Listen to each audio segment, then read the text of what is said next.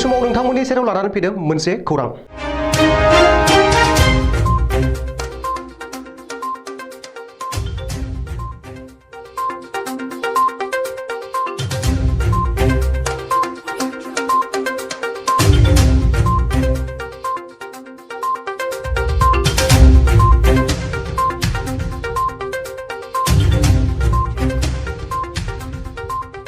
दिनै बर' थुनलाइ आफादनि 67थि बोसोरारि जथुम्मानि गिबि सान आरो बेवहाय माखासे हाबाफारि अलरेडि लानाय जाबाय। जोंहा भबेस कलिता बिथाङा फैनानै माखासे बेखेवनाय हाबाफारियाव बाहागो लादों आरो दिनैनिफ्रायनो सानथामनि हाबाफारिजों गाजा गोमजायै बर' थुनलाइ आफादनि जथुम्माखौ खुंनाय जागोन। अखानि थाखाय जोंनि हाबा मावनाया जथेस्थ' उसुबिदा जादोंमोन, नाथाय दायो 99% कमप्लिट जाबाय होननानै जों हमना लादों। जि 1% दङ बेखौ जोङो दिनैनि गेजेराव कमप्लिट खालामगोन आरो दिनैनिफ्राय बर' थुनलाइ आफादनि बे बोसोरारि जथुम्मानि सानथामनि हाबाफारिया जागायबाय। आङो सारा आसाम नाङै गासैबो रायजोफोरखौ बेवहाय लैहोर लैहोर फैनानै बाहागो लाफैनो थाखाय खावलायदों। हाबाफारिया दिनै माखासे बेखेवनाय हाबाफारि दङ। थान्दै मेला दिनैनिफ्राय जागायगोन। गाबोन माखासे बर' थुनलाइ आफादनि बान्था राननाय सावराय मेल गोबां हाबाफारिफोर दङ आरो कालचारेल मोनाबिलिबो दङ, हारिमु मोनाबिलि। बिनि उनाव समफोरो अपेन सेसन जागोन जेरावनोखि भारतनि हादोरगिरि बिथाङा बाहागो लागोन। दा बे गासैबो हाबाफारिखौ मोजाङैनो मोजां खुंफुंनो थाखाय जोङो बानजाय आफादनिफ्राय नाजाबाय थानाय जादों।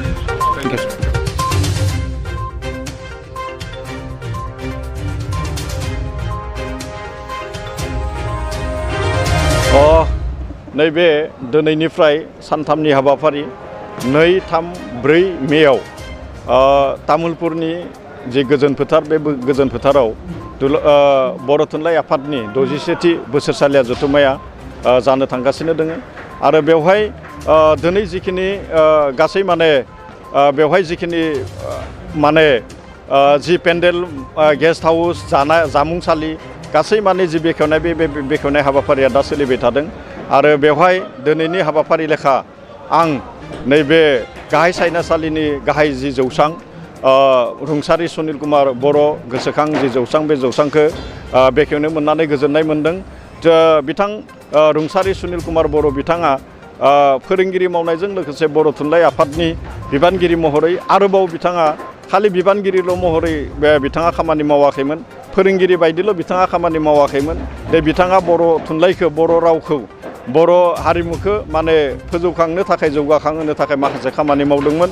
बिथाङा बर' थुनलाइ आफादनि मावथि हिसाबै आरो सासे फोरोंगिरि हिसाबै बिथाङा बेखिनियावल' थाद'आलासेनो बिथाङा गावनि जिखिनि सोरजिलु, जिखिनि गोसो बा सोरजिलु जि मोनसे गोहो, बेखौबो बिथाङा गावनि लिरनायनि गेजेरजों, गावनि लेखा लिरनाय, गावनि खन्थाइ लिरनाय, रायथाइ लिरनाय, बेबायदि लिरनायनि गेजेरजों बिथाङा फोरमायथिनो हादोंमोन आरो बिथांनि जिखिनि लिरनाय, बे लिरनायफोरा माखासे लाइसिफोराव फोसावजादोंमोन आरो बिथाङा लेखा महरैबो फोसावनाय जादों आरो बिथांनि जि मोनसे सोरजिनाय, बे सोरजिनाया गमामायैनो बर' रावजों लोगोसे बर'नि जि मोनसे थुनलाइ, बे थुनलाइयाव एंगार हायि मोनसे बिहोमा जोङो मोननो हादों आरो दिनैनि जि फैबाय थानाय जिखिनि हाबाफारिफोर, बे हाबाफारिया गमामायैनो मोजाङैनो जालांगोनखौ आं मोनदांथिदों।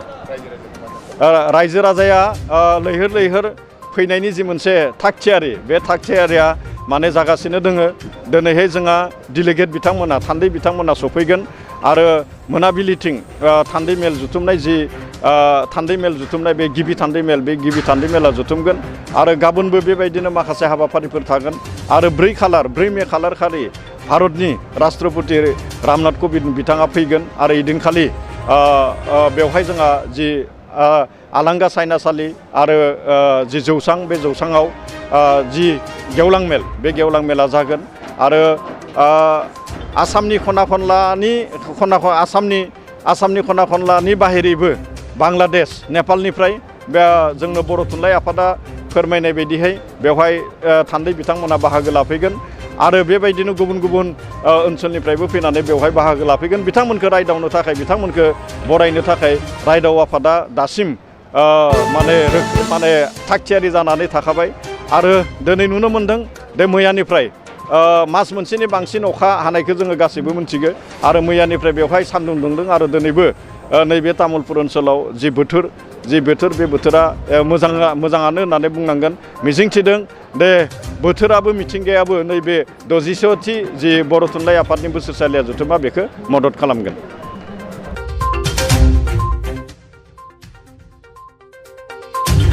আজিৰ পৰা 3 দিনীয়া বৰ'থ কাৰ্যসূচীৰে গজেন পথাৰ কচুবাৰী তথা তামুলপুৰ জিলাৰ এই ঐতিহ্যমণ্ডিত স্থানত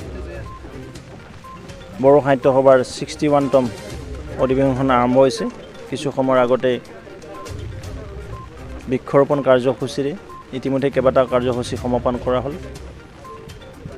বড়ো ৰাইজৰ এক জাতীয় অনুষ্ঠান বড়ো ভাষা সাহিত্য সংস্কৃতিক চৌদিশে আগবঢ়াই নিয়াৰ নিমিত্তে বড়ো সাহিত্য সভাই যিদৰে কাম কৰি আছে আৰু বড়ো সাহিত্য সভাৰ এই পূৰ্ণাংগ অধিৱেশনখনি আজি ইয়াত আৰম্ভ হ'ল আৰু এই অনুষ্ঠানত ভাৰতবৰ্ষৰ মহামহিম ৰাষ্ট্ৰপতি ৰামনাথ কোবিন্দ ডাঙৰীয়া উপস্থিত থাকিব আৰু ইয়াত আমি দেখিবলৈ পাই অভিভূত হৈছোঁ যিদৰে ব্যৱস্থিতভাৱে সুন্দৰভাৱে আটাইবিলাক কাম সজাই পৰাই তোলা হৈছে ৰিচিপশ্যন সমিতিৰ সহযোগত আৰু BTCৰ প্ৰধান প্ৰমোদ বৰা ডাঙৰীয়াৰ বলিষ্ঠ নেতৃত্বত ইয়াত থকা MCLA লগতে আমাৰ সন্মানীয় বিধায়ক আৰু বিভিন্ন জাতি জনগোষ্ঠীৰ ৰাইজে যিদৰে আগৱালি লৈ বড়ো সাহিত্য সভাক ছাকচেছফুল অৰ্থাৎ সাফল্যমণ্ডিত কৰাৰ কাৰণে কাম কৰিছে মই সকলো ৰাইজক ধন্যবাদ জ্ঞাপন কৰিছোঁ আৰু আটাইবিলাক কাৰ্যক্ৰমৰ সফল ৰূপায়ণ কামনা কৰিছোঁ। লগতে বড়ো জাতি জনগোষ্ঠী আৰু আগন্তুক দিনত আগবাঢ়ি যাওক, সভ্যতা সংস্কৃতিৰ জখলাত দোপে আগবাঢ়ি যাওক, সাহিত্য চৰ্চা কৰি সাহিত্য অনুৰাগীসকলে ইয়াত কেইবাখনো গ্ৰন্থ উন্মোচন কৰিব,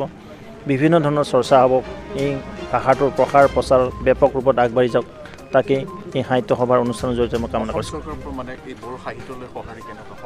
চৰকাৰটো সকলো জাতি জনগোষ্ঠীৰ লগতে আছে, নিশ্চিতভাৱে বড়ো জাতি জনগোষ্ঠীৰ লগতো আছে। সদায় ভাৰতীয় জনতা পাৰ্টীৰ নেতৃত্বত চৰকাৰখনে বড়ো জাতি জনগোষ্ঠীৰ হৈ কাম কৰি আছে। যেতিয়া অটল বিহাৰী বাজপেয়ী ডাঙৰীয়া প্ৰধানমন্ত্ৰী আছিলে, লালকৃষ্ণ আদৰণীয় প্ৰধানমন্ত্ৰী প্ৰথমবাৰৰ কাৰণে BTC চুক্তি হৈছিলে। পৰৱৰ্তী সময়ত নৰেন্দ্ৰ মোদী ডাঙৰীয়া অমিত শ্বাহ ডাঙৰীয়াৰ নেতৃত্বত আকৌ BTR চুক্তি হৈছে। আজি BTC অঞ্চলত শান্তি স্থাপন হৈছে, শান্তিৰ কাৰণে সমগ্ৰ BTC অঞ্চলত আজি প্ৰগতি আহিছে। আজি ইয়াতো সুন্দৰভাৱে মানুহ ফুৰা চকা কৰিব পাৰে, সুন্দৰভাৱে ব্যৱসায় বাণিজ্যত যাব পাৰে, কোৰ্ট কাছাৰী কৰিব পাৰে, বিভিন্ন ধৰণৰ ডেভেলপমেণ্ট এক্টিভিটি ইয়াত আৰম্ভ হৈছে। আৰু নিশ্চিতভাৱে আজি বড়ো ৰাইজ শান্তিপ্ৰিয় ৰাইজ, আটাইতকৈ পৃথিৱীৰ ভিতৰত শান্তিপ্ৰিয় ৰাইজ আছে বড়ো ৰাইজ আৰু খুব সহজ সৰল ৰাইজ। এইসকলক লৈ কোনোবাই নাটক কৰি থাকিব, কোনোবাই মাজে মাজে ৰাজনীতি কৰিব, এইবিলাক কথা হ'ব নোৱাৰে। এই জনগোষ্ঠীটো সৰ্বদিশতে আগবাঢ়ি যাওক আৰু ইয়াত এক স্থায়ী শান্তিৰ যিটো বাতাবৰণ এইটো অক্ষুণ্ণ থাকক, তাকে আজি মই কামনা কৰিছোঁ।